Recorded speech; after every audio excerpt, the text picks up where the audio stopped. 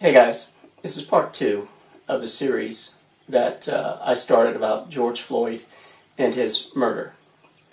I said today's or the next episode would be about police brutality against black women and what other violence women face, and how white women also shape this whole white power movement and white racism as well. But because in the past couple of weeks we've had so much news coverage and so many other black commentators out there on the news describing something they call the talk, I thought it might be a good idea to interject that now into the conversation to hopefully give you a little better definition of what the talk is about and how it impacts us so deeply on a very psychological level. For me, the talk was something that had a profound impact in my life, so profound that I knew that I wanted to eventually have children but not raise them in the United States of America. That I wanted a better life for them. I wanted them to grow up in a better country, a better nation. I wanted to have better chances of equality for my children. And it all comes down to opportunity. And I was fortunate to meet and marry someone who felt the same way. And it has no less, or nonetheless I should say, impacted my life, even though I'm 1,000 or more miles away. But my child still has to deal with racism as well as I do here in Europe, and there's no escaping it. But the intensity and density is much different and is much more openly identified than it is in the United States. So let's begin the conversation. I've written this down, so stay with me here. During the past 2 weeks, we have seen extraordinary conversations about race and racism in the U.S. and the world abroad. It now appears that racism is no longer a subject we talk about briefly when something crucial and critical happens. It makes me wonder, is the world ready to listen, watch, and say openly that racism is a subject of historical importance that is tied to the reality of how black lives are subjected to unimaginable cruelty and oppression? This past month seems like one of those moments where you'll never forget where you were. It feels like a moment you'll never forget. When the world is finally looking at America and its history with racism, openly saying we have a racist president and that his leadership is a complete failure. Openly saying the decks are stacked against us. We have sincerely dedicated protesters out there that understand that their whiteness is needed to create volume and gravity to the issues of police killings and brutality we have always had to live with as black people. We seem to be on a path that will make others better citizens and possibly better parents. We've always known that racism is something learned through observation. But to see other Americans talk about how they never saw it on this level feels like a way to have them think of our children's future on the same level as their children's future. I was fortunate to attend an integrated high school where you got in based on grades and not the area, or what we call the zip code you live in. And because of that, I made several lifelong friends who are white. I also did so at different colleges, who I don't think of as white, and I'm sure they don't think of me as black. We are aware of each other's skin tone. And I have no doubt at all that they are aware that we didn't get to run the race of life from the same starting line. They are aware of their advantage and has shared this reality of it with their children. As black kids, we are raised just like any other kids should be. The quality of our lives, like most, were based on the resources and opportunities that our parents and communities provided. For most of us, we learned real fast that some things were just out of reach. We weren't sure why, but our families let us know this is just how things are. If you're in your 50s or near them, like me, the knowledge that we would be the first generation to grow up in America without absolute racial oppression, seen posted on signs everywhere, was won by so many untold heroes. We were to be the first children to walk out of the shadows with our shoulders high and step upon the settled dust of what they demanded be destructed. It didn't mean that the racism wasn't still there. It just meant, unknowingly to us, that we weren't supposed to be subjugated and designated to where we could sit, told where we could enter a place of business, have our money declined, or told directly we were too unclean to eat, swim, or use the same toilets as them. This is still happening back then in the 1970s. It just wasn't as obvious in the same way our parents and every generation before had to live. We were the lucky ones. We could openly express our dreams of becoming anything we wanted. An option we were the first to have. Our lives were going to be much different, better than anyone in our families could have ever imagined. This was until we became more educated and more aware of our surroundings, saw people, white people, living completely different types of lives, and wondered why no one around us had that type of house or car or balance of work and home life. We watched our family members and others in our community work hard, and yet it wasn't close to the glowing, bright sunshine of happiness of families like the Waltons or the Bradys on TV. It was a brainwashing of American ideals. This was the good life, the way it was meant to be. It was like there should have been a disclaimer when the show began. The good old-fashioned American life is yours. Terms and conditions apply. Not available in all 50 states. Must be 21 years of age or older. Speak English of pure American blood or Anglo-Christian European. Fully prepared to support marginalization of other races, especially Negro, to prevent and report any mixing of the races in open and private places. All applicants are obligated to keep their homes protected from contamination by non-Christian Anglo-white entry unless in areas of household employment or repair. Failure to comply with means reclamation of home ownership and job dismissal. Make America great.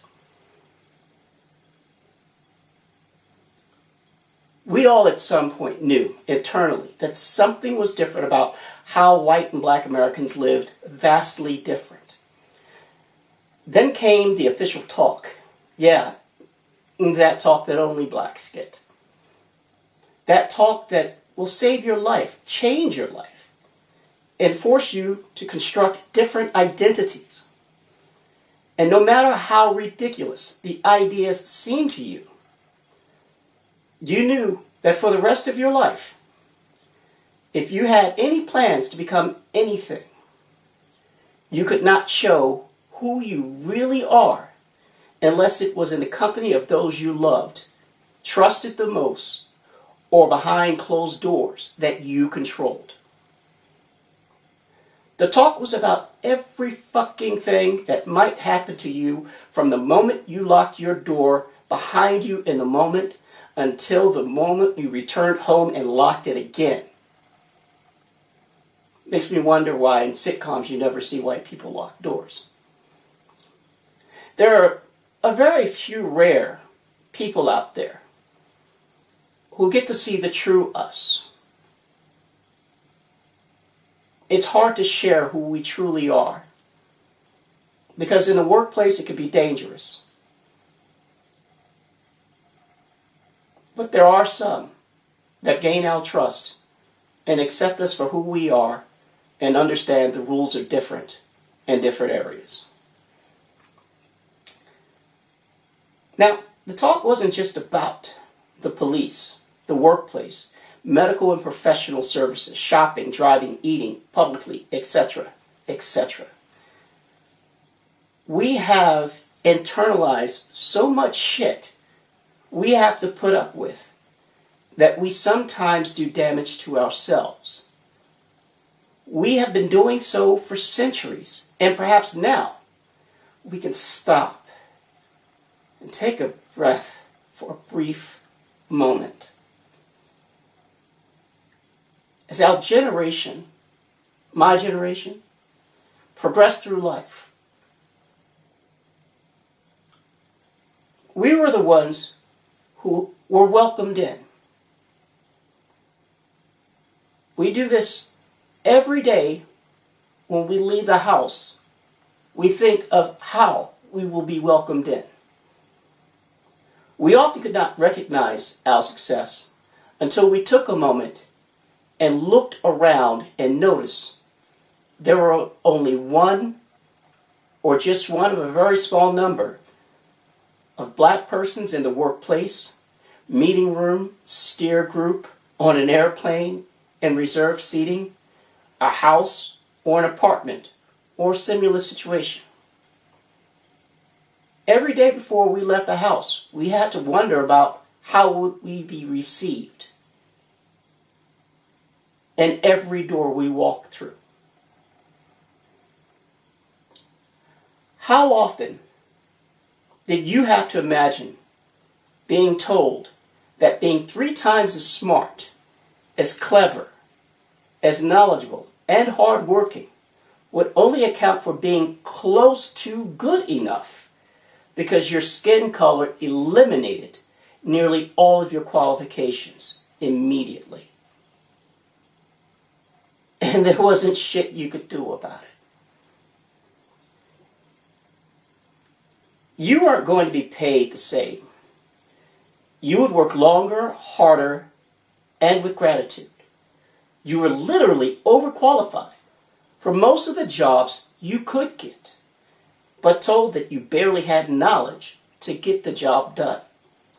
And also told directly they would have to see how things work out when you started working there. How many times do you find some unknown white person in your face talking openly about other black persons that they know and asked if you knew them? Like we all know each other. Or how about the reality that they like this or that athlete or comedian or entertainer and expect you to entertain them? Going on and on about how cool they think you have some secret superpower to deal with the racism that they know about, while simultaneously doing what is very racist at the moment. You want to tell them they can't just approach you and start talking about race issues every time they think about it. But no, you have to be polite, smile, agree, and sometimes indicate it's okay to feel free to tell a joke with a slur in it, since you're inside this bubble of trust right now. They know they want to say these things out loud around a black person so they can feel cool. After all, it's just words. Just words, right? Personally, it says to me that they have a very limited amount of words that they are comfortable using around black people, because they could start a conversation about the same things they talk with any other person about. But being black, and being the only black one, you get a limited string of conversations. Because they can't rationalize your humanity as equal and converse accordingly. You're consistently reminded by the talk how it warned you who you are not to feel comfortable and unbothered about how we're treated, and to be sure that we provide, how do you say it, an environment of safety for them.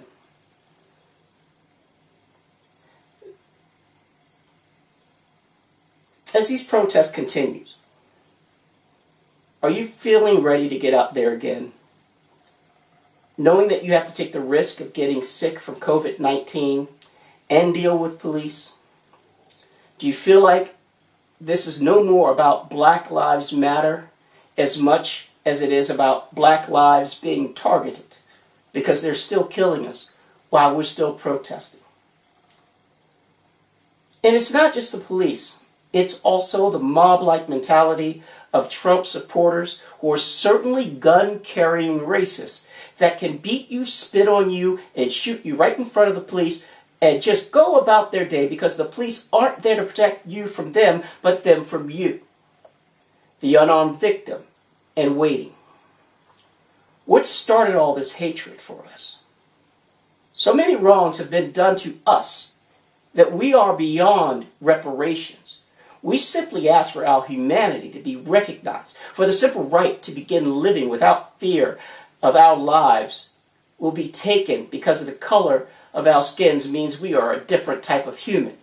To be seen as a beast, a criminal, a predator, or a problem society must be rendered away with.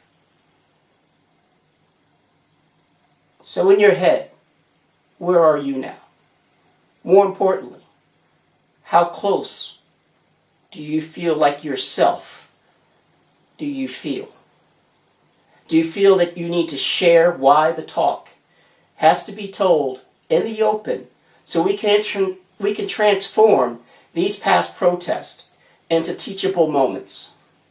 So that we can take ownership of our own voices and the actions we know can make a difference in our interactions with the police and open violence against us more humane? Do you think we should share our outside home selves with the condition that if we continue to be targeted by them as things of oppression for profit, we will not be asking any longer the next time something like this happens, but instead we will be the nightmare they forced us to become from an existence of internalized pain? How are my people out there doing? How are the black brothers and sisters out there mentally holding themselves together right now? It's important to check your mental health. It's important to stop and put on the brakes. And if you can, take a pause.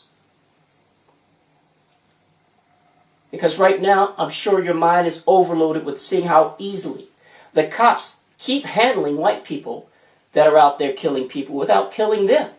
And watching how they kill us for fitting the description of someone who looks nothing like us. If you're out there protesting, I just want to thank you. I don't care what your color, gender, sexual persuasion is. I just want to thank you so much. You're fighting for lives out there. You're fighting for the newborn babies whose mothers or fathers will make it home from a traffic stop. For the nurse that needs to get some rest before her next shift. For the one returning from grabbing a few groceries to eat for those who are stuck in quarantine. For those Americans who are living outside of America and still dealing with different types of racism, you're fighting for them also. So thank you. And remember, take care of your mental health, because it's the most important thing that you have control over. And remember that the talk is never about being angry with other people. It's about learning a tolerance for the indifference and inhumanity we will have to face throughout our lifetime. And we have to hope that future generations have an opportunity to escape most of these experiences. Again, thank you. I hope you guys have a great weekend.